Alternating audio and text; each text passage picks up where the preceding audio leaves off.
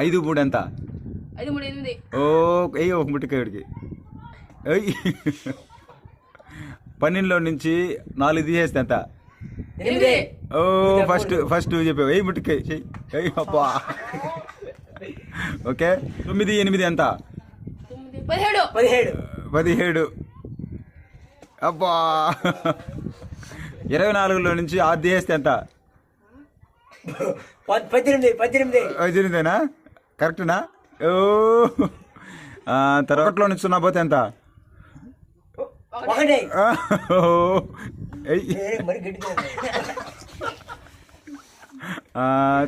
6లో నుంచి 6 పోతే ఎంత?